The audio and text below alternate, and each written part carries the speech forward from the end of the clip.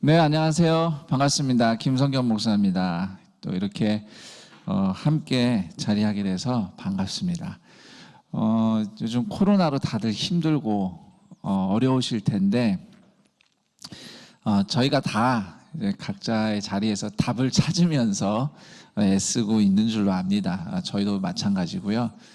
글쎄요. 그렇지만 분명히 하나님께서 또 이 과정을 통해서 하시는 일이 있다고 생각하고 또 이 자리에 함께 하시는 모든 분들이 각자의 삶의 현장에서 또 사역의 현장에서 주님의 인도하심을 꼭 경험하는 올 한 해가 되기를 축복합니다.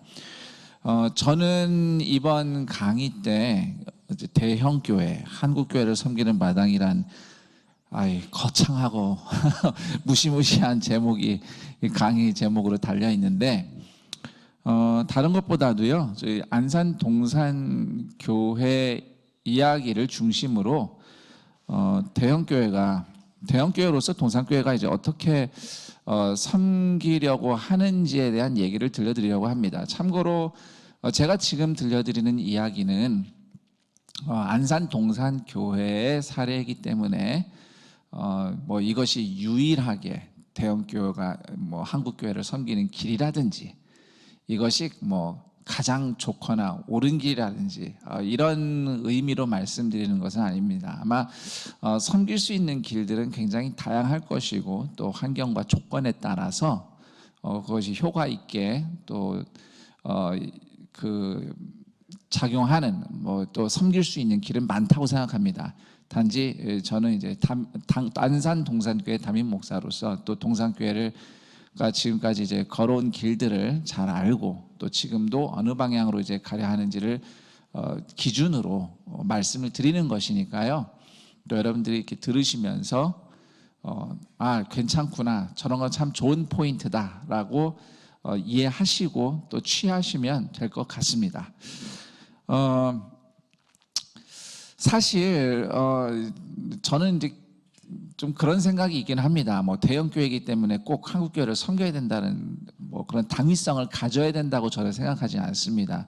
혹시라도 그게 글쎄요, 분명히 하나님이 그렇게 만약에 그 교회를 그런 정도의 규모로 성장을 시키셨다면 또 뭐 응당 또 그 어떤 역할과 책임이라는 측면에서는 한국 교회를 섬기는 역할이 있다고는 생각하는데, 예를 들어서 우리가 대형 교회이기 때문에 스스로 대표성을 자처하면서 그러므로 뭔가 중요한 일을 해야 된다라고 나서는 것에 대해서는 저는 잘 모르겠습니다. 저는 좀 그런 부분들이 자칫하면 좀 교만한 처사가 될 수 있겠다라는 저 개인적인 생각이 있습니다. 그런 소견이 있기 때문에 안산 동산교회 제가 이제 2대 담임 목사로 사역을 시작하면서는 사실 다른 것보다는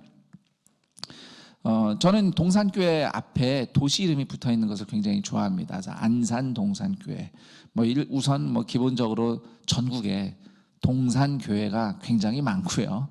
또 그렇기 때문에 구분하는 의미에서 안산이라고 앞에 붙어 있는 건 중요하죠. 또 한편으로는 우리가 안산에 있으니까, 안산에 있는 교회니까 안산이 앞에 이름에 붙어 있는 걸 저는 좋아하는데, 뭐 크기를 떠나서 규모를 떠나서 우리는 안산에 있으니까 안산에 있는 동네 교회로 최선을 다하자.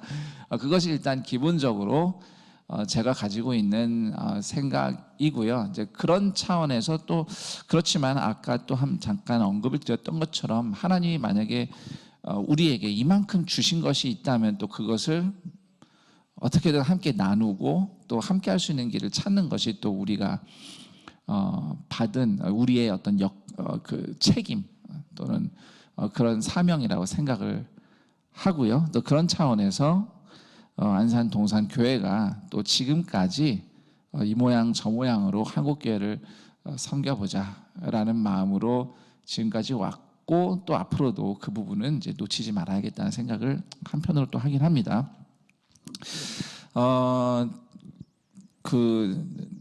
제가 이제 준비한 강의 안에는 이제 크게 한 4가지 정도로 큰 제목을 붙여봤어요.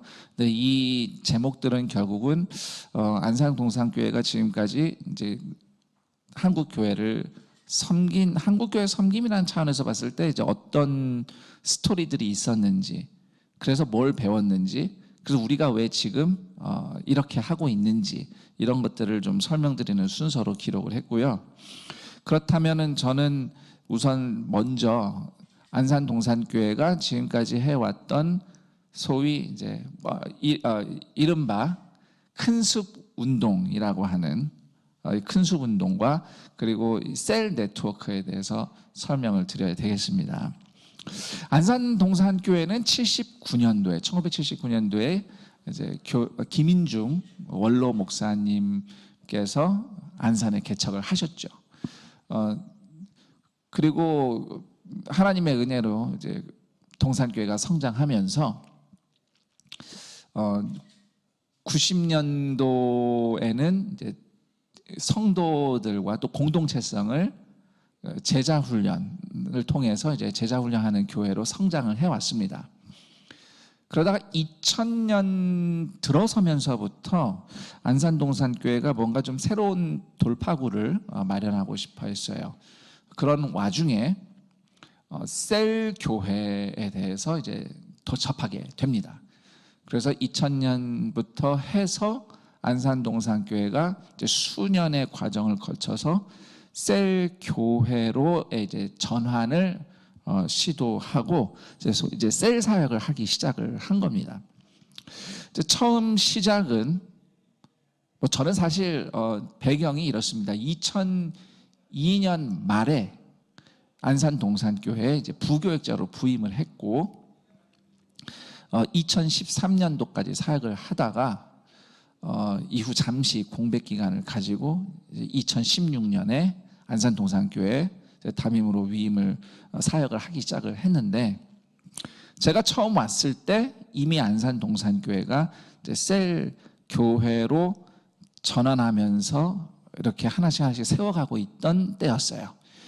그래서 저도 사실 뭘 잘 모르던 정말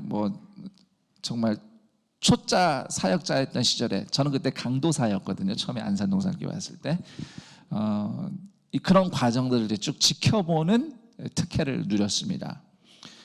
이게 처음부터 축축축축 이렇게 막 진행됐다기보다는 사역자들과 그 당시 담임 목사님 김인중 목사님 포함해서 사역자들이 막 끊임없이 토론하고 또 고민하고 만들어가고 하는 그런 과정들을 옆에서 지켜보는 그런 기회를 제가 누렸죠. 사실 제가 기억하는 바로는 이제 우리 교회, 안산동산교회 자체를 보았을 때 성도들의 영성, 공동체성 이런 부분들, 처음에 개척했을 때는 사실 공동체성이 굉장히 끈끈했어요. 김인중 목사님은 CCC 출신이셨기 때문에 그때 그 배경으로 성도들을 목양하면서 순 개념으로 소그룹으로 이렇게 공동체성을 강화하면서 교회가 자라왔는데 급성장하면서 팽창에 가까운 성장을 하면서 그때 그런 어떤 공동체성보다는 좀 다른 것들이, 타성들이 이렇게 좀 젖어드는 부분들에 대한 고민이 있었다고 저는 그렇게 알고 있어요. 그래서 그런 부분에서 좀 역동성 있게 정말로 살아 움직이는 교회로서의 모델을 셀교회에서 보고 이제 그것을 시도를 했는데, 근데 셀 교회의 어떤 그 당시 2000년대 초반에 컨퍼런스 이런 것도 국내에 좀 있었고, 그러면서 해외 영미권뿐만 아니라 심지어는 우리가 흔히 제3세계라고 하는 인도네시아나 이런 쪽에 유명한, 싱가포르의 유명한 목사님들, 홍콩의 목사님들 오셔서 이렇게 컨퍼런스 같은 거 하고 그럴 때 그분들과 이제 만나면서 이제 교류하면서 보니 셀 교회는, 이 셀 사역이라는 것 자체가 그냥 우리 교회만 생각하는 사역이 아니더라고요. 그러니까 우리가 셀이라고 부르는 이 공동체, 이 작은 공동체가, 이 공동체 자체가 예수님이 함께 하시는 살아 움직이는 교회 공동체고, 이 공동체가 자꾸 새롭게 확장되는 것이 이 셀 교회의 또 비전이다 보니 자연스럽게 새로운 교회의 개척. 그러니까 셀이 불어나면 이 셀들이 또 새로운 교회로 출발하고, 그러면서 또 그 지역에 있는 다른 교회들과 같이 형제된 교회로서 나아가고, 이런 것들이 셀 교회론 안에 다 들어가 있다는 것을 우리가 배우게 된 거죠. 그러면서 결국 우리가 셀 사역을 하고자 하는 것은 그냥 우리만을 위한 것이 아니다. 모두를 다 봐야 된다. 그러면서 이제 큰 숲이라는 개념이 등장을 합니다. 우리가 이제 숲을 보면 뭐 큰 나무도 있고 여러 종류와 크기가 다양한 초목들이 있잖아요. 근데 숲이라는 것이 큰 나무 하나만 있다고 되는 게 아니라 그 다양한 초목이 이제 생태계를 이루잖아요. 그래서 우리가 이렇게 살아야 된다. 뭐 예를 들면 이제 동산교회는 어쨌든 규모가 있으니까 우리가 큰 나무라고 한다면 우리 주변에 건강한 작은 초목들도 자라야 된다. 뭐 이런 어떤 비전을 김인중 목사님, 일대 목사님 시절에 이제 교회가 품기 시작했고, 그래서 이제 큰 숲 운동이라는 이제 명칭을 이제 사용하게 됐는데, 이제 크게는 이 큰 숲 운동은 결국 두 가지로 이제 나아가게 됩니다. 하나는 이제 교회 분립 개척입니다. 그래서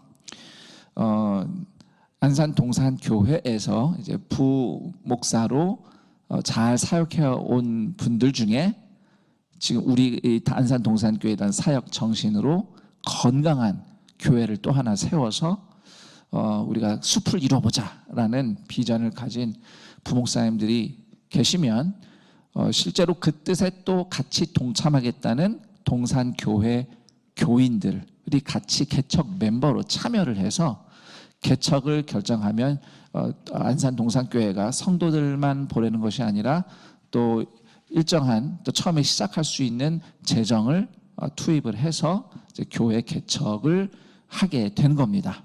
교회 개척을 해서 그것을 이제 우리가 이제 큰숲 교회 개척이라고 우리는 보통 안산 동산께서는 그렇게 부르고요.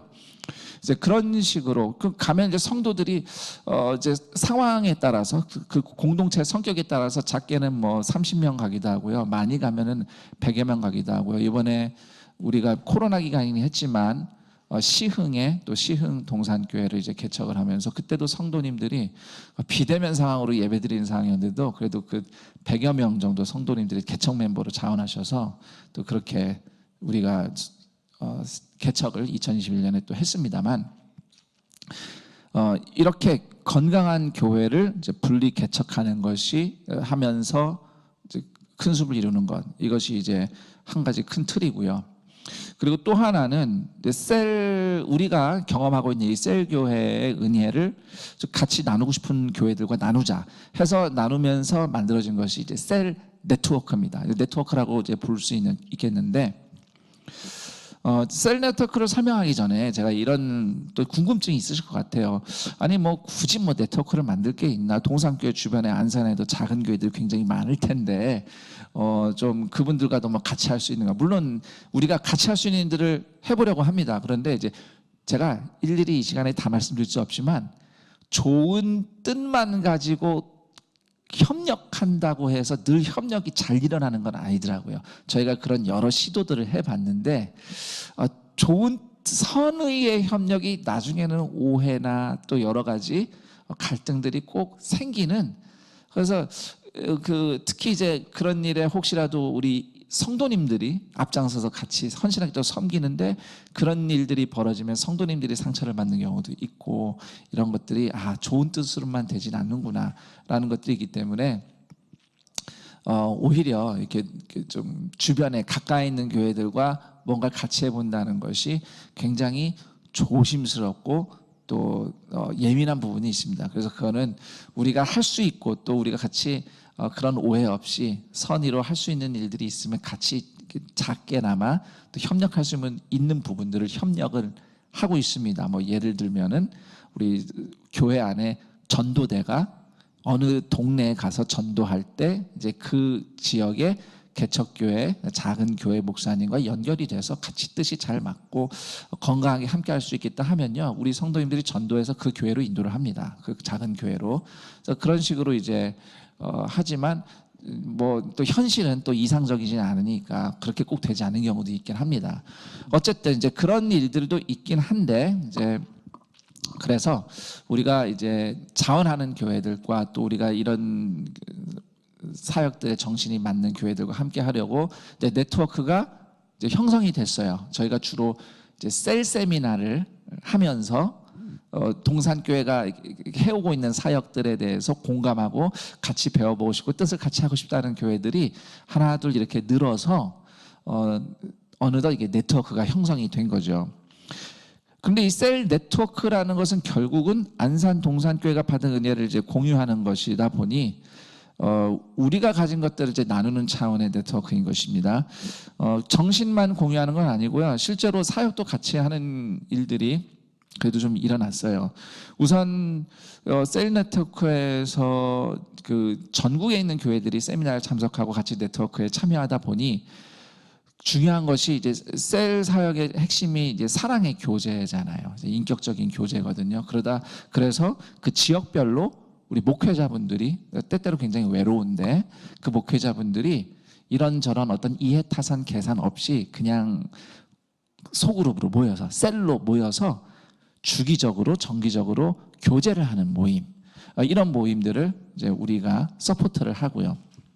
그리고 이제 셀 세미나를 그분들을 위해서 개최하기도 하고 또 생수의 강이라고 이제 저희가 이렇게 꼭 우리 교인들뿐만 아니라 우리 외부에서도 함께 할 수 있는 특히 이제 네트워크에 있는 교회 성도님들을 또 같이 참여하는 수양회를 우리가 운영을 하고 있는데 그 수양회에 함께 섬기면서 오기도 하고 우리가 동산교회가 주로 섬기지만 또 그분들이 함께 와서 섬겨주시기도 하고 이렇게 같이 좀 동역하는 관계를 만들려고 해서 왔고 또 셀 네트워크에서 셀 네트워크 대회를 한다든지 그래서 1년에 한 번 뭐 많이 할 땐 2번 정도 했던 것도 같아요. 근데 대체로 다 바쁘시니까 최소한 1년에 한 번 정도는 같이 그렇게 했어요. 또는 뭐 네트워크 안에서 모집해서 우리 어디 좀 교회 탐방 가자. 그럼 이제 비전 트립도 좀 해보고 또 지역별로 그 셀 교회 또 셀 사역 차원에서 양육하고 수련회 같은 거 할 때 우리가 좀 스스로 해보자 해서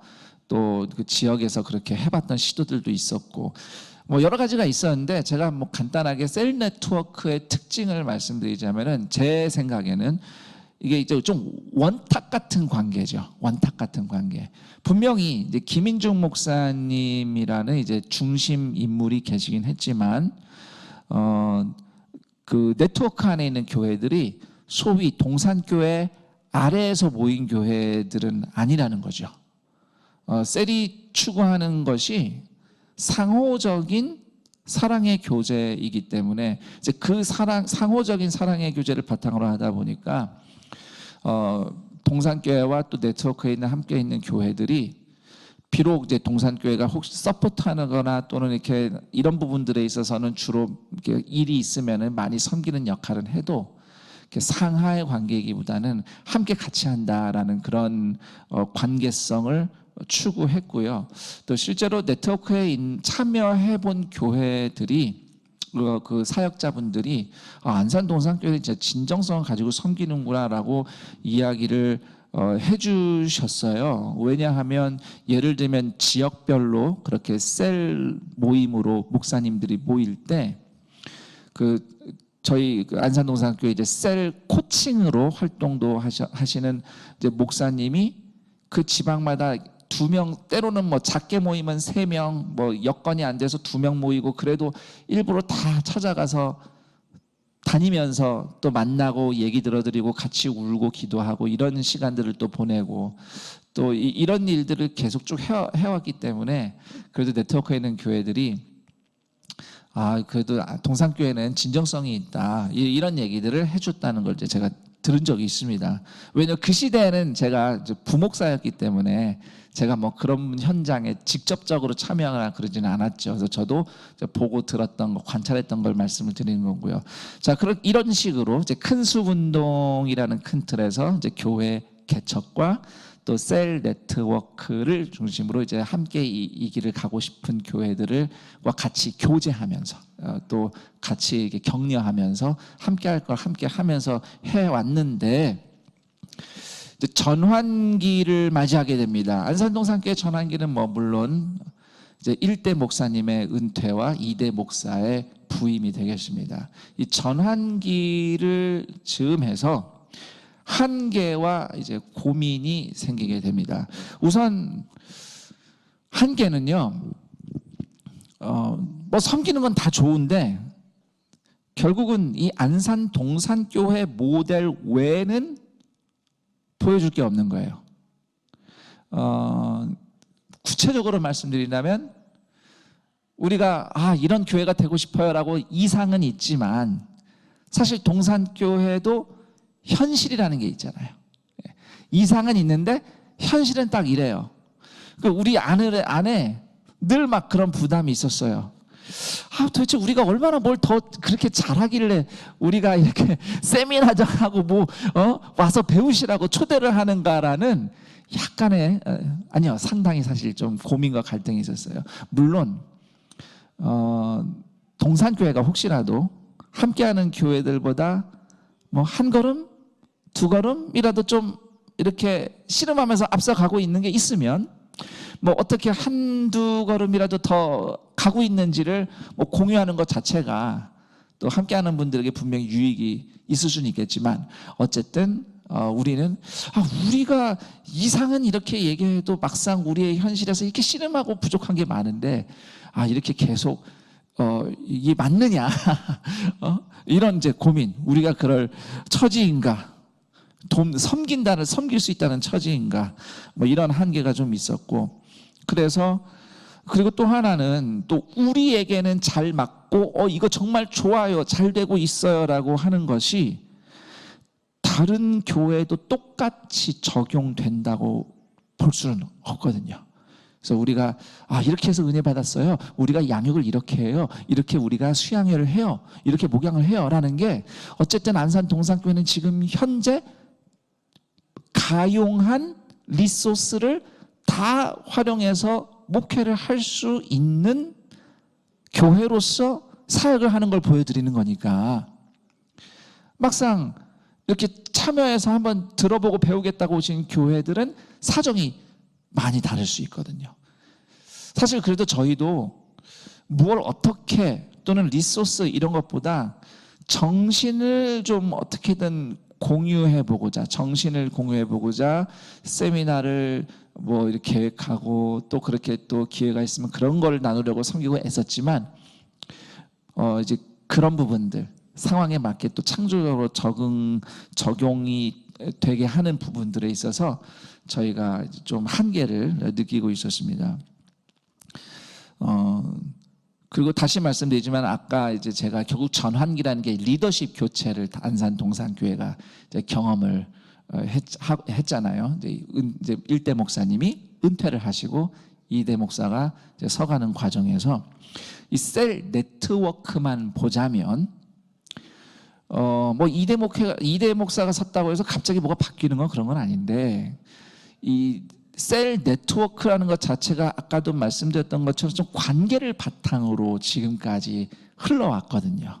이게 무슨 조직이나 시스템으로 막 이렇게 돌아가는 게 아니고 서로 만나고 뭐 관계가 쌓이고, 근데 그 관계의 중심에 어쨌든 이게 안산 동산 교회와 관계를 맺는 것이기도 하지만 사람과 사람이 만나는 것이기 때문에 김인중 목사님과 또 그 목사님들의 관계를 바탕으로 셀 네트워크가 지금까지 이렇게 왔는데, 뭐 2대 목사가 안산 동산 교회 뭐 담임이라고 해서 갑자기 쑥 그 관계 안에 쑥 들어가는 게 이게 현실적으로 또 쉽진 않은 부분이 있거든요.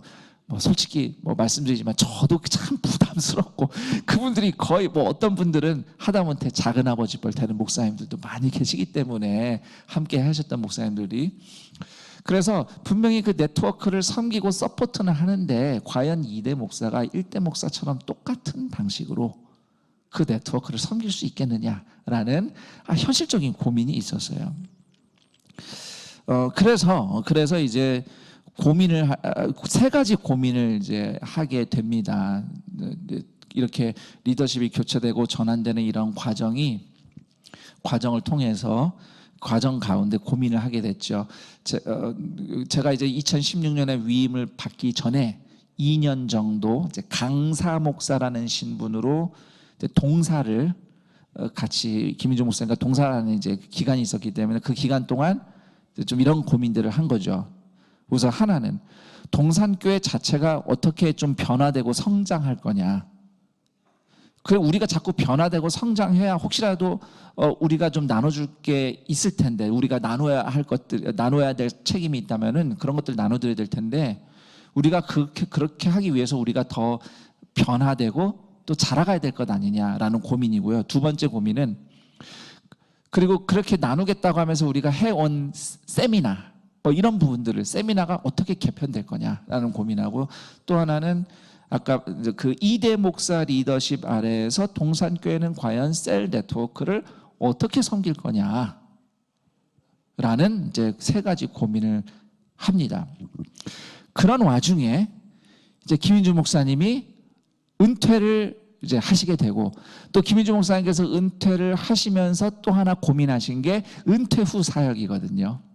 김인중 목사님께서 지금까지 또 걸어오신 길 가운데 또 후배 사역자들 또는 신학생들과 공유하고 싶으신 것들이 굉장히 많았고 그래서 일종의 마치 그 목회자 사관학교 같은 개념으로 또 은퇴 이후에 좀 그렇게 사역자들한테 좀 꿈과 소망과 또 그런 경험을 나눠주고 싶다라는 생각이 있으셨고 저희도 그런 부분들을 서포트하길 원했고 해서 목회자들을 위한 어떤 훈련 이런 사역들을 이제 디자인을 하기 시작합니다. 김인중 목사님의 은퇴를 준비하면서 그런데 이제 실제로 목사님께서 이제 은퇴 이후에 그런 사역들을 이제 세미나 형식으로 이렇게 진행을 하는 가운데 우선 두 가지가 좀 이제 부딪혔어요. 하나는 어쨌든 김인중 목사님 홀로 이제 하시다 보니 여기서 이제 홀로 하신다는 얘기는 도와드리는 분들이 없다는 게 아니라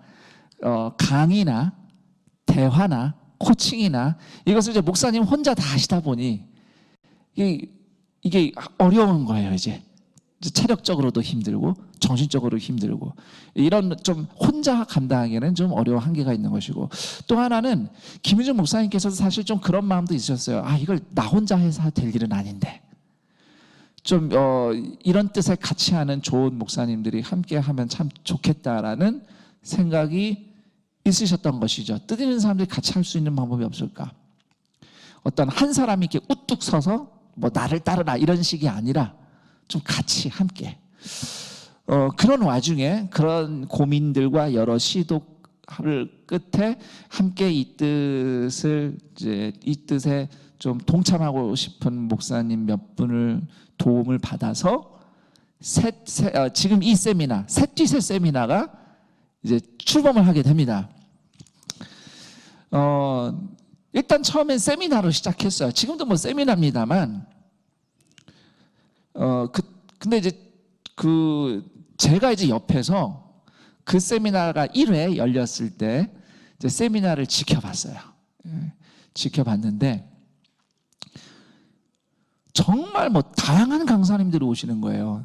뭐 지금도 다양한데요. 그때는 뭐 예를 들면 1강에서 어떤 목사님이 그 본인의 사역 경험 얘기하시면서 목회는 이렇게 해야 된다라고 하시면은 2강 두 번째 타임에 들어오신 강사님은 전혀 반대 얘기를 하시는 그렇게 목회하면 안 된다. 물론 뭐 뒤에 있는 목사님이 앞에 있는 목사님 얘기 듣고서 반대하고 그런 건 아닌데 그분은 이제 자신이 또 현장에서 경험한 얘기 해주시니까 뭐 왔다 갔다 하는 거예요. 그러니까 이게 뭐냐 이제 또 수강생들도 사실 되게 혼란스러워. 보통 세미나라는 게 뭔가 이렇게 한 흐름으로 가는 게 있잖아요. 그런데 이게 무슨 뷔페처럼 쫙 펼쳐 있는 거예요.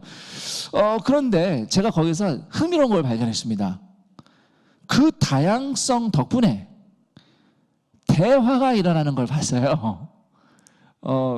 우선 참석하는 분들끼리 토론을 하기 시작하고 이 목사님이 이렇게 얘기하는데 저는 저렇게 얘기했는데 나는 현장에서 이런 고민이 있는데 저 강사님은 저런 얘기하는데 사실 내 현장에선 이게 고민이야 라고 하면서 참여한 분들끼리 이 대화가 교제가 대화를 통한 교제가 일어나는 걸 한 가지 발견했어요.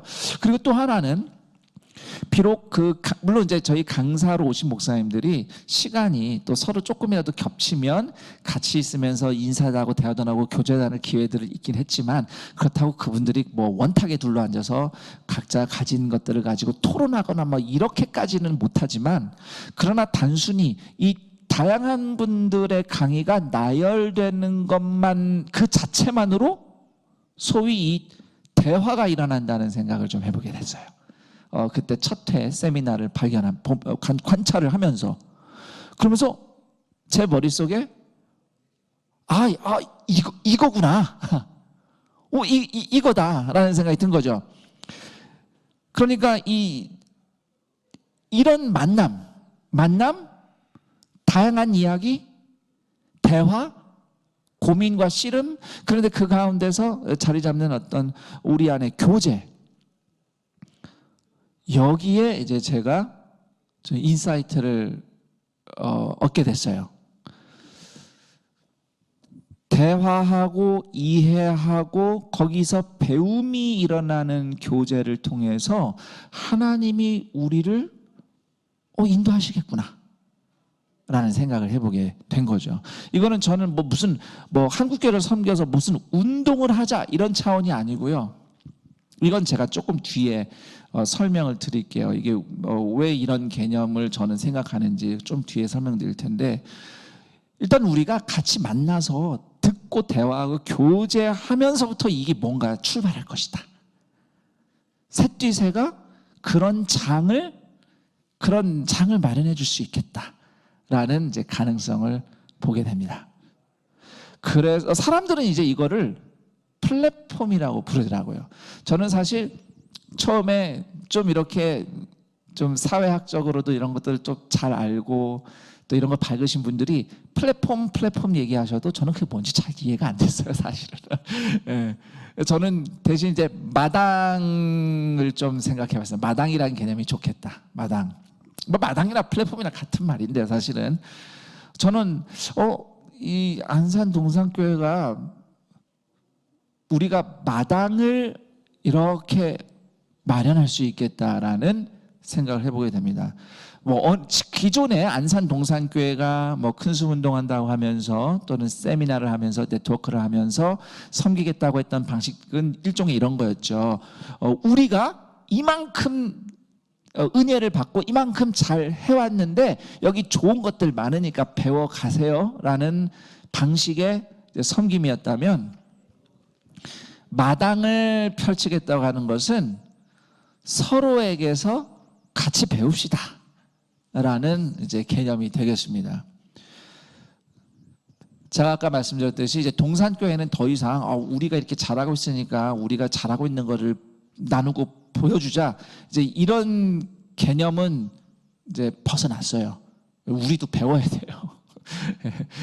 우리도 계속 고민하고 배워야 되는데, 물론 우리가 좀 잘하는 게 있겠죠. 있고 잘하는 게 있고 누군가에겐 그게 또 굉장히 유용할 거예요. 그래도 우리가 그걸 공유할 수 있으면 공유하지만 또 우리도 배워야 되는 필요가 있고요. 그리고 동산교회는 누구에게서든지 배울 수 있어야 된다고 생각합니다. 예를 들어서 이렇게 생각하기 쉬워요. 안산 동산교회는 규모가 이만하니까 우리가 뭘 배운다 그러면은 우리보다 규모가 더 큰데 어디 가서 배워야 된다. 이제 그런 생각은 이제 다 이제 없습니다. 그런 틀은 이제 벗어났습니다. 적어도 저는 그렇습니다. 저랑 이렇게 교회 학교에서부터 같이 자랐고 또 신학교도 같이 갔고 같은 때 마침 목회함에다가 이제 개척해서 지금 한 100여 명 이렇게 개척하는 목사님이 계셔요. 또 그 외에도 이제 그 시절 같이 했던 다른 이렇게 개척해서 사역 잘하시는 목사님이 계신데, 저는 그분들하고 만나서 얘기를 하다 보면요, 그분들에서 되게 많이 배웁니다. 그래서 이거는 그냥 우리는 누구든지 서로에게서 배울 점들이 있다. 그리고 나한테 배워라, 이것보다 서로 존중하고 들으면서 서로 배울 점들을 찾고 같이 배우고 함께 잘하자. 이게 이제 우리가 가져야 될 마음가짐이겠다. 그렇다면 이제 이런 마음가짐으로 동산교회가 섬긴다고 할 때는 그렇게 좀 같이 듣고 같이 대화할 수 있는 장을 펼치는 것, 마당을 깔고 섬기는 것이 이제 안산 동산교회의 역할이겠다라는 것을 이제 지금까지 이제 동산교회가 걸어온 히스토리와 또 이제 셋뒤새가 시작하면서 제가 전혀 생각하지 못했던 걸 발견하면서 이제 지금 이제 현재 동산교회가 가지고 있는 이제 입장, 스탠스고 우리가 지향하는 바입니다. 그 마당에 참여하는 분들은 모두 n분의 1로, 예를 들면 동산교회가 마당을 깔았으니까 우리가 제일 뭐 지분이 크다 이런 것보다도요, 그런 건 없고 그냥 우리 동산교회도 그냥 n분의 1, n분의 1로 같이 참여해서 함께 만나고 듣는 거죠. 같이 배우는 거고. 그리고 저는 이제 아까 안산 동산교회가 이제 일대 목사님의 그 사역 시절에 생겨난 셀 네트워크도, 그 네트워크도 제가 이제 이대 목사라고 해서 뭐 네트워크를 뭐 이렇게 하고 막 이런 게 아니라, 이 네트워크에 있는 목사님들이, 교회들이 그냥 이 마당에 같이 오면 되겠다. 이 마당에 같이 오면 그래서 이 마당에 오고 다른 분들도 같이 교제하기 시작하고 이러면 함께 올라와서 함께 만나서 같이 배우는 것이 셀 네트워크의 미래가 되겠구나, 이렇게 생각하게 됐습니다. 자, 셋뒤새가 그렇게 이제 만나는 장을 펼치, 기회를 준 거죠. 시간이라는 이제 공간을, 기회라는 공간을 창출했는데, 그래도 물리적인 공간이 필요하지 않나라는 생각을 해보게 됐어요. 근데 물리적인 공간을 예를 들면 동산교회 뭐 만든다, 그러면 뭐 물론 동산교회 안에 공간 많으니까 그렇게 할 수 있는데, 대신 동산교회 안에 공간이 있으면 그 찾아오시는 분들의 마음이 불편할 것 같아요. 동산교회 건물 안으로 들어와서 뭐 마당을 한다는 게, 이게 그냥 뭐 꼭 그렇지 않더라도 겉으로 보기에는 뭐 우리가 동산교회처럼 되는 거라든지 또는 뭐 그 속에 편입되는 것 같은 인상을 주는 것은 좀 좋지 않다는 생각을 해보게 됐습니다. 그래서 조금 더 이렇게 이런저런 다양한 분들이 좀 쉽게 올 수 있는 부분, 그리고 대한민국을 봤을 때 어쨌든 서울이 중요하잖아요. 여기에 또 젊은이들이 많고, 또 특히 저는 이렇게 봤을 때 초대교회 시절로 보면은 서울이 로마가 아닌가라는 생각이 들거든요. 그냥 뭐 눈에 보이는 어떤 뭐 서울에 교회 많아 이런 차원을 떠나서 우리가 좀 점점 더 이렇게 어떤 영적인 현실들이라는 것들을 봤을 때 서울이야말로 로마 같은 곳이고, 로마야말로 진짜 꼭 우리가 복음을 전하면서 선교해야 되는 곳이고, 실제로 서울을 포기하는 교회들이 굉장히 많다고 알고 있어요. 왜냐하면 뭐 여건들이 녹록치가 않으니까요. 뭐 교회를 제 친구 목사님들도 이제 교회를 개척해서 하니까 다 임대 얻어서 하고 하는데, 뭐 임대료만 좀 올라가면 또 어디 이사 가야 되고 이거 고민 되게 많이 하고, 이런 여건들이 점점 서울이라는 도시를 이제 포기하게 만들고 좀 외곽으로 나가는 경우도 있고요. 그런데 그래도 또 포기하지 않고 어떻게 이 도시에서 교회 공동체를 시작할 수 있을까, 섬길 수 있을까를 고민하는 신학생들도 꽤 많다는 것을 제가 전해 들었습니다. 여기 이제 그 신학생들도 혹시 좀 계실 텐데, 저희는 걱정했거든요. 요즘엔 교회 개척 되게 힘드니까 누구도 개척을 꿈꾸지 않겠다 생각했는데, 막상 그 신학생들을 하고 대화를 나눠본 분들이 공통적으로 한 말씀은 오히려 교회 개척을 꿈꾸는 분들이 되게 많다. 그런데 아직 그 방향을, 지혜를 찾고 있는 분들이 굉장히 많다, 이런 얘기를 들었거든요. 그래서 그런 것들을 생각했을 때 현실적으로 임대료도 생각해서 저희가 그 셋뒤새가 소위 그 무형의 장을, 기회라는 장을 펼친다면 우리가 조그맣게만이라도 좀 공간을 좀 제공하자, 공간으로서의 장을 제공하자 해서 저희가 서초동에 큰 숲 플랫이라는 그냥 작은 공간을 임대해서 좀 이 사역과 같이 연계해서 좀 하고 있습니다. 어떤 분들은 좀 이게 의심한 분도 있었어요. 동산교회가 서울로 진출하나. 저희는 그럴 생각이 전혀 없고, 저희는 교회를 분리 개척을 하면 했지 뭐 지교회를 세우는 거에는 전혀 일도 관심이 없기 때문에, 그래도 혹시라도 그렇게 보시는 분들이 더러 계셨던 것 같아요. 그래서 저는 이제 그래서 뭐 광고도 별로 안 하고요. 이렇게 아는 분들 아름아름 아시는 분들이 같이 함께하고, 여기서 같이 뭐 교육도 하고, 또 이 정신에 우리가 마당을 섬기자는 이 정신에 이렇게 동의하는 분들이 여기서 우리가 이런 교육을 하고 싶다, 세미나를 하고 싶다, 만남을 가고 싶다 그러면 저희들이 이 공간을 내어드리고 빌려드리고 쓸 수 있도록 이제 이렇게 공유하는 그런 어떤 모두의 마당 같은 개념으로 그냥 작게 마련했습니다. 그래서 뭐 이런 생각 들 수 있어요. 뭐 대형 교회가 뭐 하나 하면 뭐 근사하게 크게 지을 것 같은데, 저희가 그렇지 않아요. 안산은 지방이기 때문에 예, 또 저희가 좀 그런 부분들을 현실적으로 고려해서, 그래서 플랫이 이제 플랫폼을 절반 뚝 잘랐어요. 플랫폼이라는 단어를 쭉 잘라서 이제 플랫 해봤는데, 실제로 이제 영어에서 플랫 그러면 이게 조그만 작은 공간, 뭐 공터 뭐 이런 정도의 개념이죠.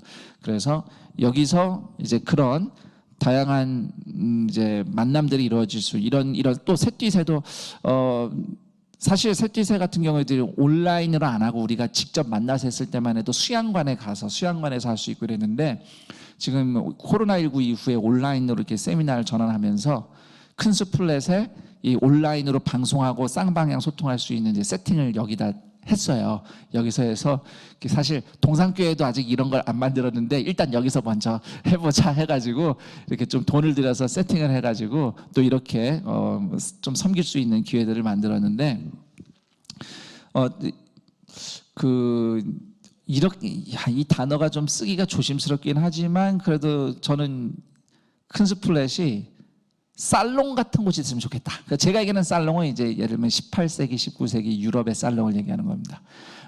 요즘엔 살롱 그러면 자꾸 이제 좀 어두운 세계하고 관련되는데, 원래 또 근대 유럽에서 살롱에서 수많은 뭐 지식인들과 예술가들이 함께 만나서 대화하면서 그때 엄청난 이제 여러 가지 어떤 폭발들이 일어났던 이제 그런 이제 그냥 교제의 장소였죠. 만남의 장소.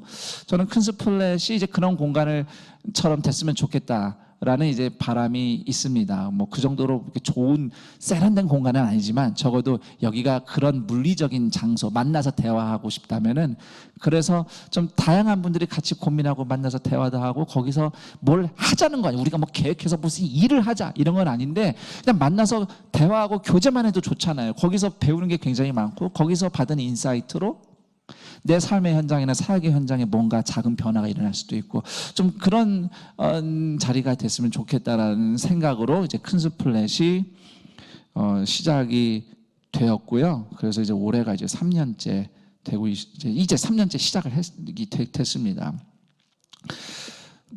그리고 큰스플렛에서 또 한 가지 하고 있는 것은 이제 도시교회 공동체의 인큐베이션이에요. 쉽게 말하면 공동체를 세웠는데 세를 얻거나 공간을 얻을 만한 여건이 안 되는 작은 교회 공동체에게 주일에 예배드릴 수 있도록 공간을 빌려드리는 겁니다. 사실 우리가 뭐 무한정 빌려드릴 수는 없고 서로 좀 약정은 해요. 일정 기간 약정을 하고, 또 중요한 것은 저희가 그렇다고 해서 우리 뭐 새 옮겨야 되는데 새가 너무 비싸니까 우리 거기 좀 들어갑시다 한다고 해서 그런 분들이 그냥 그런 교회가 그냥 쑥 들어올 수 있는 그런 장소는 아니고요. 저희가 정말로 교회 공동체가 뭔지를 고민하고 또 그런 부분에 있어서 새롭게 시도하고 또 그 교회와 우리가 같이 교제하면서 함께 배울 수 있는 어떤 접점들과 가능성들을 발견하면 우리가 같이 기도하면서 이제 결정해서 이 공간에서 교회가 인큐베이션 될 수 있도록 그렇게 섬기고자 또 이곳을 만들었는데, 감사하게도 그렇게 함께 뜻이 맞는 작은 교회 두 공동체를 만나게 돼서 지금은 두 개의 교회가 주일에 서로 시간대를 달리해서 여기서 이제 예배를 드리면서 교회 공동체가 이제 지금 같이 사용을 하고 있습니다. 이 장소를. 그래서 제가 이제 지금까지 앞에 이제 안산 동산교회 그 일대 목사님 시절에 어떻게 셀교회로 변환되면서 큰 숲 운동 비전을 갖게 됐고, 그래서 교회 개척 사역과 분리 개척이죠. 정확하게는 교회 분리 개척과 또 셀 네트워크를 섬기게 되는지 말씀드렸고, 근데 그것이 김인주 목사님의 은퇴와 이대 목사의 가 세워지는 과정에서 셋디세를 계기로 이제 마당의 개념으로 확장됐고, 이제 안산 동산교회는 그 마당을 마당쇠처럼 섬기자, 이제 이러한 개념을 갖고 우리가 계속 이런 시도를 하고 있다라고 지금까지 이제 말씀을 드렸는데요. 결국 우리가 이 마당을 통해서 뭘 보고 싶은가라는 이제 소망을 제가 말씀드린다면, 우리가 함께 배우며 성장하는 것을 보고 싶습니다. 함께 배우는 것이죠. 근데 제가 이 함께 배운다는 개념을 떠올리게 된 스토리가 한 두어 개 정도 있어요. 그 얘기를 조금 말씀을 드리면 아마 지금 이 강의를 들으시는 분들이 왜 뭘 자꾸 함께 배우자는 건가가 좀 더 이해가 잘 되실 것 같다는 생각이 듭니다만, 제 기억이 맞다면 그때가 2006년, 5년 뭐쯤 됐을 것 같아요. 그쯤에 안산동산교회가 셀 사역으로 전환할 때 우리와 지금도 좋은 같이 뭐 사실 연락은 많이 못 주고받았어요. 특히 코로나 이후에는 찾아가 보지도 못했는데, 그래도 이렇게 좋은 관계를 맺고 있는, 우리보다 꼭 한두 걸음 앞서서 고민하고 한두 걸음 이렇게 좀 뭔가 돌파구를 찾는 교회가 있습니다. 인도네시아의 아바러브라고 하는 교회예요. 근데 사실 저는 처음에 인도네시아의 교회에서 와서 세미나에서 그 목사님이 강의를 한다 그러니까, 제가 그때 새파란 목사였거든요. 안수받은 지 2년 3년 차 뭐 이랬는데, 제가 2004년에 안수받았어요. 그런데 그때 제 생각이 이랬어요. 마치 나다나엘이 나사렛에 뭐 선한 것이 있느냐 이렇게 얘기했던 것처럼, 뭐 인도네시아에 뭐 있나 그랬는데, 물론 우리와 또 배경이나 이런 것들이 환경이 많이 다르지만, 그러나 참 많이 그분과 교제하면서 배웠는데, 그때 이제 처음에 그분 이제 에디레오 목사님이라는 분이에요. 에디레오 목사님이고요. 무슬림 나라잖아요. 무슬림 나라 국가인데, 거기서 정말 복음을 공격적으로, 그리고 정말 십자가 사랑으로 전하면서 이렇게 성장하는 이제 교회였어요. 그런데 에디레오 목사님이 이제 그 인도네시아에서 대표적인 셀 교회이기 때문에 한국에 그때 오셨을 때 우리 교회 그때 부교역자들과 그쪽 교회 부교역자분들이 같이 조찬 모임을 한 적이 있었습니다. 그리고 그때 우리 중에 한 분이 질문을 했어요. 에디레오 목사님한테, 그 교회 아바라브 교회 담임 목사님한테, 목사님 교회에서는 사역자가 셀을 신방할 때, 그러니까 소그룹을 신방할 때 어떻게 합니까? 라는 질문을 했습니다. 사실 이 질문의 맥락은 어떤 거였냐면, 어떤 셀은 잘 되는데 어떤 셀은 문제가 있고 어려움이 있어요. 이제 그럴 때 사역자가 가서 도와줘야 되잖아요. 그래서 사역자들이 그 힘들고 어려운 셀을 어떻게 찾아가서 도와줄 것이냐라는 의미로 그 질문을 한 겁니다. 그런데 물론 그분이 하신 말을 우리가 그대로 받아서 적용하진 않았고요. 또 물론 그게 꼭 지혜롭고 옳은 길이라고 생각은 안 되지만, 그러나 적어도 저에게는 목회가 뭔가에 대해서 패러다임을 바꾸는 답을 에디레오 목사님이 주셨어요. 그 목사님 뭐라고 얘기하셨냐면, 우리는 잘 안 되는 셀을 사역자가 신방하지 않습니다. 무슨 소리야? 아니 뭐 어려움이 있으면 가서 해결해 줘야 되는 거 아니야? 그런데 거기는 사역자가 잘 안 되는 셀을 찾아가지 않는데요. 대신 우리식으로 이제 말을 제가 바꾸는 거예요. 교구 목사가 교구를 이렇게 쭉 관찰하면서 보다가 어느 공동체에선가 어느 셀에선가 성령님이 일하기 시작하신다. 그 성도들 안에서 살면서 뭔가 이렇게 스파크를 일으키시는구나. 이걸 관찰하면 그 셀에 가서 성령님이 스파크 주신 것 더 잘할 수 있도록 독려를 하는 방식으로 사역을 한다는 거예요. 그래서 그 셀이 성령 충만해서 살아나면 거기서 나오는 은혜가 그 옆에 그냥 좀 이렇게 힘을 잃거나 고만고만한 셀들이나 다른 성도들한테 흘러가게. 저는 이제 그 얘기를 듣고요. 그때 저 생각의 전환이 일어났어요. 그 전까지만 해도 저는 목사가 그냥 다 해결하는 거라고 생각했어요. 목사가 해내는 거고 사역을 하는 거고 물론 또 목사로서 목회자로서 영혼을 책임지는 사명을 제가 부인하는 게 아니라 뭔가 있으면은 이거를 그냥 내가 담당 목사이기 때문에 이거를 해결해야 되고 고쳐내야 되고 저는 그런 관점으로만 사역을 봤던 거예요. 말로는 하나님이 계신다, 하나님의 주권이라고 얘기는 하지만 막상 일은 제가 다 하고 있었어요. 생각해 보니까. 그런데 관점이 다른 거예요. 성령님이 항상 앞서 일하시니까 이 양들을 또 이 공동체를 잘 지켜보다가 저기서 보글보글 하나님이 저기서 은혜 주시네. 그럼 저거 은혜 더 잘 받게 해줘야지. 이렇게 접근하는 거죠. 이제 주님이 어디서 무슨 일을 하시려는가를 관찰해서 거기를 가서 돕는 거. 제가 그때 이제 제 마음에 정립한 게 이거였어요. 그렇지. 목사는 불을 붙이는 사람이 아니야. 불은 성령님이 붙이는 거고, 목사는 성령님이 불을 붙이면은 불이 잘 타오르게 장작을 던지는 사람이구나. 그 장작이 설교일 수도 있고요. 또는 이제 목회 상담일 수도 있고, 기도일 수도 있고, 여러 가지가 있겠죠. 그러나 나는 장작만 평소에 잘 준비했다가, 그리고 성도들에게 성령님이 불 붙이신다, 하나님이 인도해 주신다, 말씀으로 격려하고 축복만 잘 하다가 정말로 실제로 스파크 탁 일으키면은 놓치지 않고 장작을 잘 던지는 게 이게 목사가 할 일이구나라는 생각을 그때부터 최초로 하기 시작했습니다. 그렇다고 갑자기 제 사역이 확 바뀌거나 그런 건 아니지만 그때부터 이게 점진적으로 이제 잘하기 시작한 거죠. 제가 이 스토리에서 그분과의 대화에서 배운 건 이거야. 교회 머리는 확실히 예수님이시다. 그리고 사역의 주도권도 주님께 있구나. 교회를 섬기는 사역자가 하나님의 주권을 어떻게 바라보고 또 거기 어떻게 반응하는가가 되게 중요하구나. 하나님의 주도권에 대해서 절실하게 이제 새롭게 눈을 뜨게 된 대화였고요.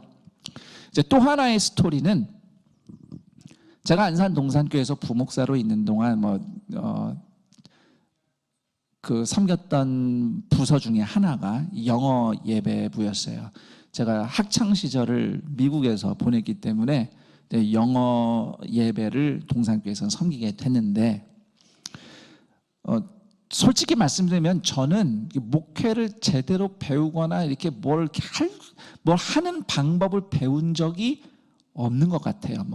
그러니까 할 줄 아는 거라고는 예를 들면 예배를 인도하는 거, 설교 준비하고 찬양 인도하고 이런 그냥 기본적인 거, 소위 예를 들면 성도를 만났는데 양육을 하고 이 성도님을 교육을 시켜야겠구나 그러면 이렇게 커리큘럼 A, B, C 해가지고 쫙 나와가지고 이렇게 가르치고 훈련시키고 성도들을 그 공동체로 이렇게 모아서 구성해서 이렇게 저는 그런 거를 체계적으로 배운 적이 없습니다. 솔직히.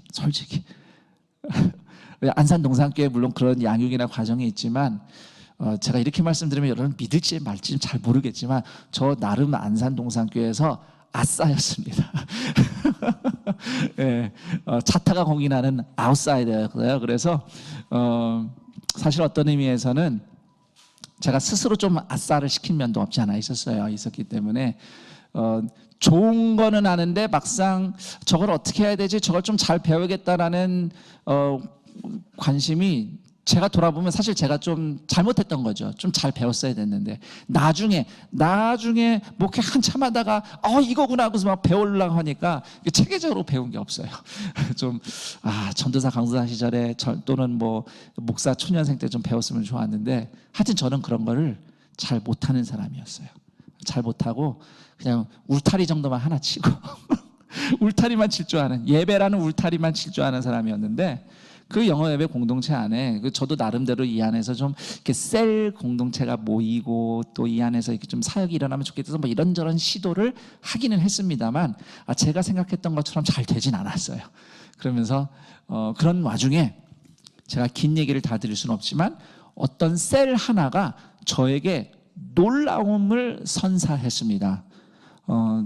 이 셀은 제가 여러분 우리 공동체 해야 됩니다. 그래서 제가 불러 모은 공동체도 아니고 제가 그 셀 리더를 뭐 따로 훈련을 시켜서 이제 당신이 이 공동체의 리더가 되세요라고 해서 세운 사람도 아니고 그냥 같이 예배드리는 분들이 우리 같이 공동체 좀 셀 하고 싶다라고 자원해서 얘기를 하시길래 해보시라고 저는 그렇게 해보시라고 격려만 하고 그 중에 이제 절반은 한국 사람들이고 절반이 이제 외국인들이었어요.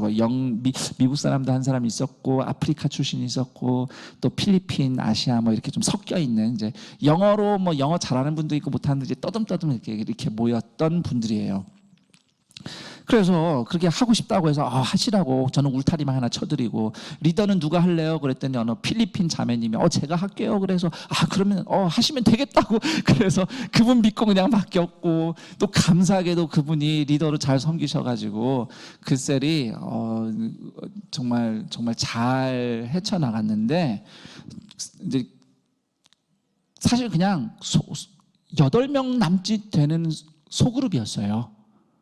근데 그 소그룹이 은혜를 받더니 자살 예방 운동 하고 싶다고 그러면서 자기들이 무슨 그분들이 스스로 무슨 단체를 만들어서 막 자살 예방 운동을 하기 시작한 거예요. 물론 이제 중간에 저한테 물어봤어요. 셀 리더가 목사님 우리 은혜를 많이 받았는데 은혜 받고만 지내면 안 될 것 같아요. 우리가 외국인이 절반이지만 우리 대한민국에서 살면서 은혜 나누고 싶다 그래가지고 뭐 하시고 싶냐 그랬더니 자살 예방 운동 하고 싶다고 해서 왜 그러냐 했더니 요즘에 뉴스가 막 그렇게 자살률이 높다 얘기 들으니까 안타까워서 제가 뭐 여가부에서 아마 나눠주는 것 같아요. 무슨 자살 예방 운동 팜플렛이 정부에서 나눠주는 거 있어요. 그거 받아서 무료로 그 팜플렛 받아서 들고 나가서 나눠주다가 누군가가 혹시 만나게 되면 그분에게 복음을 전하고 싶다. 그러시더라고요. 그래서 하시라고 그랬어요. 저는 그냥 하라고 허락해주고 그랬더니 그분들이 알아서 막 하더니 우리 셀 공동체뿐만 아니라 조금 그 얘기를 아는 다른 성도님들하고 심지어 예수를 믿지 않은 이웃들까지 해서 그 단체에 250명이 회원으로 가입해가지고 막 자살 예방 운동이 막 하면서 막 기가 막힌 일들이 막 좀 있었던 일이 있었어요. 일이 있었고 물론 지금은 더 이상 하지 않습니다. 이제 왜냐하면은 일에 파묻히니까. 기본적으로 원래 공동체가 추구했던 예배 공동체가 잘 안 되더라고요. 일이 점점 커지니까 일을 더 잘하고 싶잖아요. 그러니까 일에만 함몰돼서 중간에 좀 그러지 말고 일 조금 해도 좋으니까 원래대로 좀 이렇게 교제를 잘해보시라고 도와드렸는데 더 이상 하진 못했어요. 뭐 괜찮습니다. 시작이 있으면 끝이 있죠. 하나님이 시작하셨으면 하나님이 그만하라고 하면 그만하면 되니까 괜찮은데 중요한 건 저는 그 셀 공동체가 그 여정을 살아가는 걸 통해서 공동체의 주인이신 하나님이 어떻게 성도들을 움직이시는지를 배웠어요. 목사가 해준 거라고는 평소에 그냥 예배를 통해서 말씀 전하는 거 하고 누가 어렵다 그러면 기도해드리고 그런 거밖에 없었어요. 제가 체계적으로 훈련을 잘 시킨 것도 아니고 그런데 그냥 그분들이 사랑으로 만나서 서로 상처 보듬어 안고 이러면서 그 공동체 막 사랑의 교제와 예배가 넘치니까 일단 성령님이 그분들을 시선을 세상 밖으로 향하게 하더라고요. 그리스도의 몸으로 모인 사람들이 성령 충만하니까 저는 그때 그 공동체를 보면서 성령 충만의 본질은 사랑의 충만이구나라는 것을 정말 다시 한번 깨달았고요. 성령님의 사랑이 충만하면요, 하나님 아버지 마음을 알기 때문에 세상 가운데서 하나님이 누구를 구하고 싶으신지 관심을 갖게 되더라고요. 그런데 그 과정에서 그 공동체가 끊임없이 서로 환대하고 대화하고, 그러면서 하나님이 우리가 뭘 하기 원하실까? 대화하다가 이거 해볼까? 저건 어때? 그러면서 길을 찾아간 거였어요. 목사가 이거 좋으니까 해볼래요? 라고 저는 그렇게 말한 적이 없거든요. 자살예방운동 저는 상상도 못했어요. 재밌는 얘기는, 재밌다고 하면 안 되죠. 놀라운 얘기는 그 세론 중에 절반이 자살 시도를 한 경험이 있다는 걸 나중에 알게 됐어요.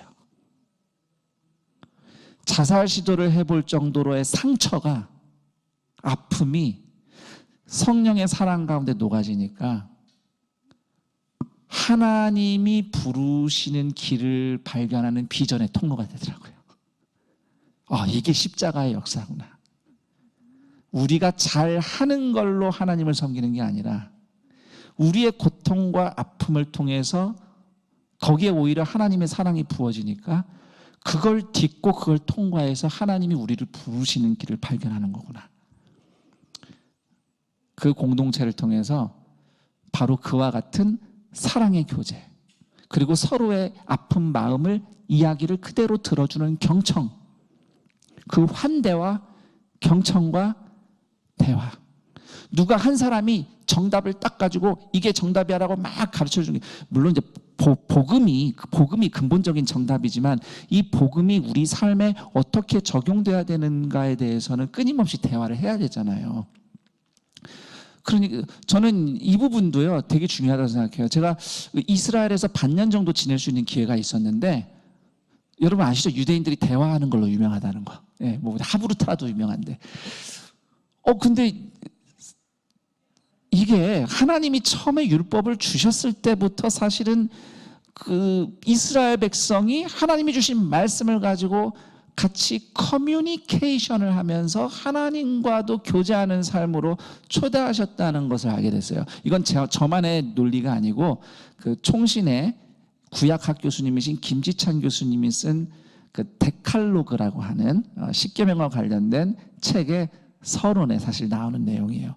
저는 나름대로 그동안 보고 경험했던 것을 그렇게 정리하고 있었는데, 적어도 구약학자가 쓴 책에 일단 나와 있으니까 이게 맞구나라고 이제 저는 현재로서는 이제 검증이 된 상태인데, 개인적으로 교수님과 뭐 그런 데도 나눠보고, 제가 사실 신학생 때 그분이 교수님이셨어요. 구약 교수님이셨고.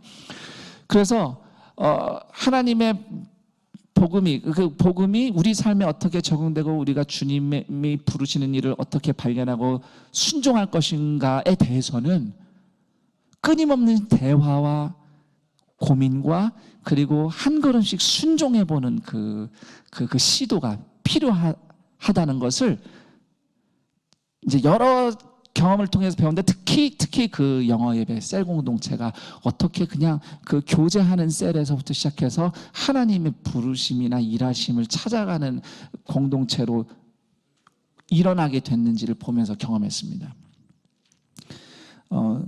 성령님의 인도하심은 사랑의 교제에 기초한다고 저는 확신합니다.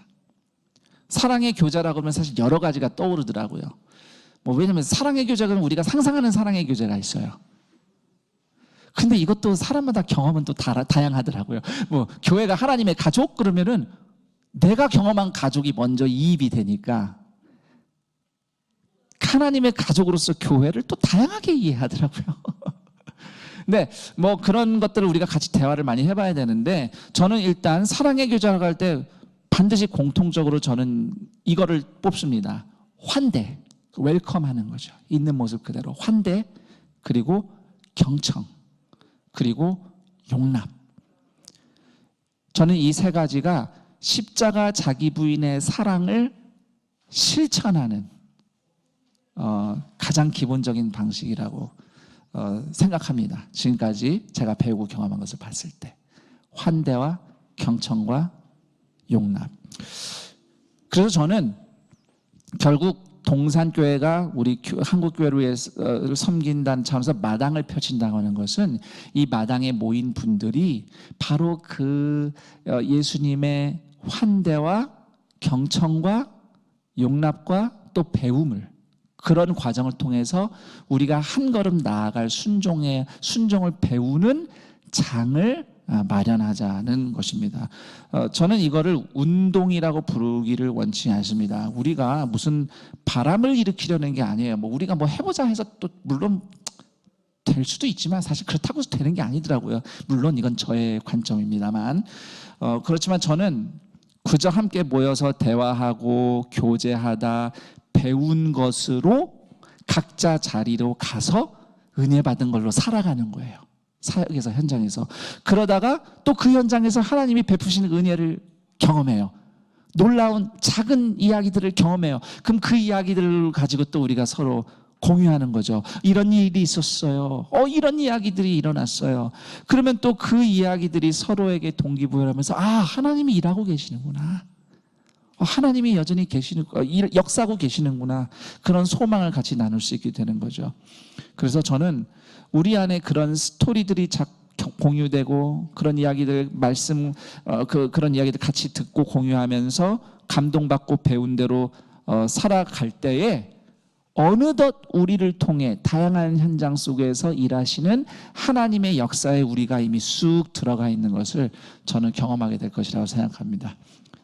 저는 이 동산교회가 이렇게 부족하지만 이렇게 마당을 이렇게 좀 마련했을 때 이 마당에서 모인 분들 사이에서 그런 사랑의 기본적인 교제, 환대와 경청과 대화, 배움, 용납 가운데서 보글보글 조금이라도 성령님이 그 교제 가운데서 뭘 일으키시면 혹시 그게 더 잘 타오를 수 있도록 저희가 필요한 장작을 던져드리거나 또 서포트하거나 이런 일들이 우리가 같이 함께 있으면 좋지 않겠나. 그것이 이제 동산교회 사역자로서의 이제 이 마당을 섬기는 입장에서의 가장 큰 바람이겠습니다.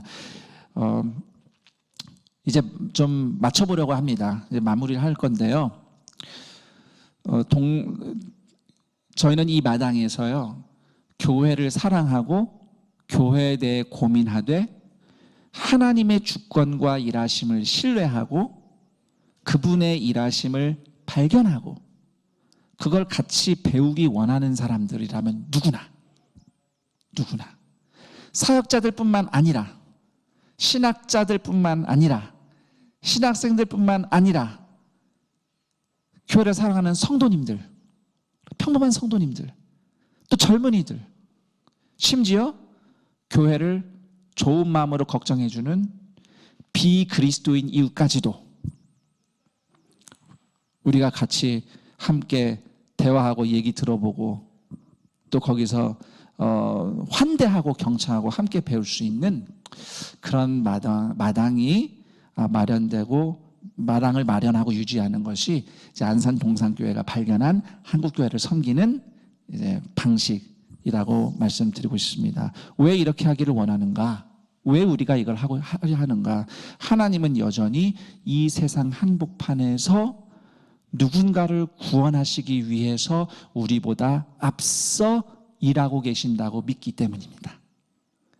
저는 그분이 어떻게 앞서 일하시는지를 같이 들어보고 대화하며 배우고 한 걸음씩 가볼 수 있는 길을 발견하는 마당이 잘 펼쳐지도록 부족하나마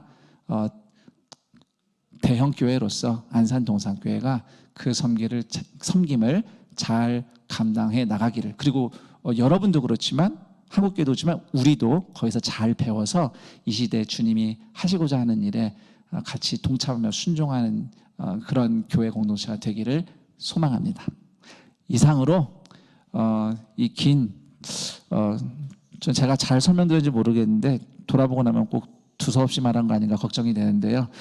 좋은 건 취하시고요. 저건 아니다 싶으면은 좀 버리시고 제가 혹시 부족하게 말한 거는 또 주님께서 잘 또 여러분 나름대로 소화해서 또 알맞게 이해가 되기를 기대하고요. 저는 이만 강의를 마치도록 하겠습니다. 제가 언젠가 좀 코로나 상황이 좀 잠잠해지면요, 혹시 우리가 얼굴과 얼굴을 대면하고 또 그렇게 만나서 대화하고 교제할 기회가 있을 때 또 그런 기회들이 펼쳐졌으면 좋겠습니다.